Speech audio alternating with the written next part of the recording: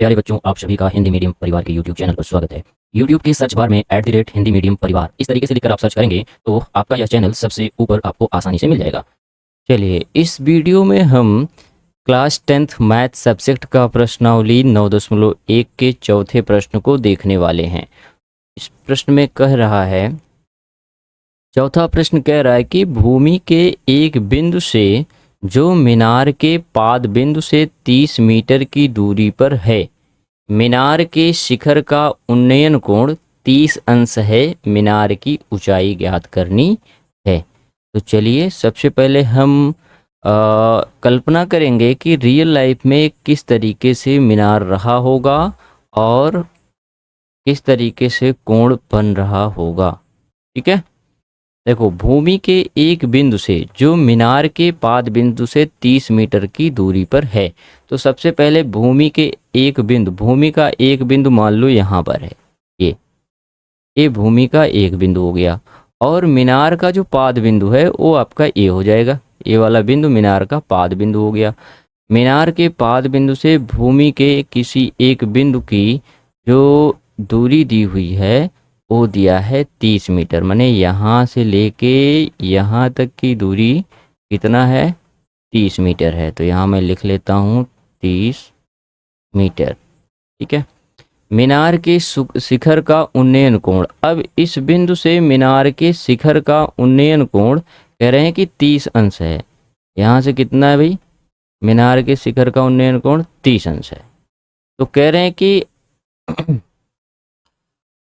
मीनार की ऊंचाई ज्ञात करनी है, मतलब यहाँ से यहाँ मीनार पूरा ए हाइट ए वाली एक कितनी ऊंची है। तो पाद बिंदु ए हो गया और हाइट ए हो गया, इसी एच को निकालना है।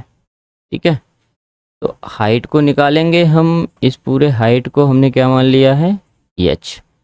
इसको हमने क्या मान लिया भाई, एच मान लिया है। इसको पूरा क्या मान लिया है, एच मान लिया है, इस तरीके से। ठीक है, और मीनार के शिखर का उन्नयन कोण, यहाँ से जो उन्नयन कोण बन रहा है कितने अंश का बन रहा है, 30 अंश का बन रहा है। ठीक है, मीनार की हाइट एच चाहिए हमें।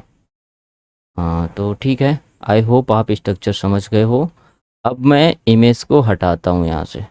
देखो, इमेज हट गया, तुम्हारा स्ट्रक्चर ही निकल कर आ रहा है।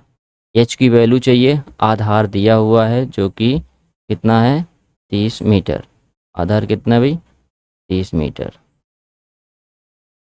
ठीक है, तो चित्र का नाम भी रख दो, बिंदुओं का नाम त्रिभुज का ए बी और सी।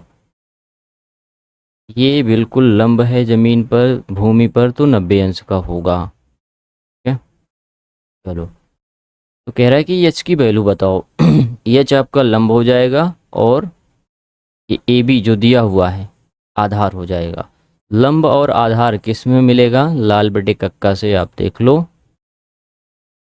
लंब बटे आधार ए मिल गया tan में। तो यहाँ लिखोगे त्रिभुज सी ए बी में, सी ए बी में tan 30 अंश इक्वल टू लंब बटे आधार। लंब हो जाएगा आपका ए सी और आधार हो जाएगा ए बी।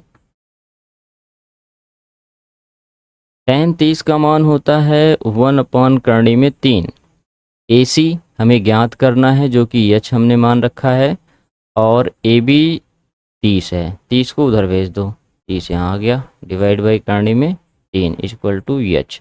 एच का मान निकल के आ चुका है, मतलब मीनार की हाइट निकल के आ चुकी है।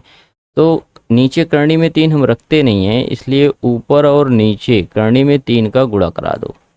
ठीक है, तो 30 का गुणा जब कर्णी में 3 से होगा तो ये हो जाएगा, और कर्णी में 3 बन गया 3, 3 दहमा 30। तो एच कितना आ गया, 10 कर्णी में 3। एच कितना निकल के आ गया भाई, 10 कर्णी में 3।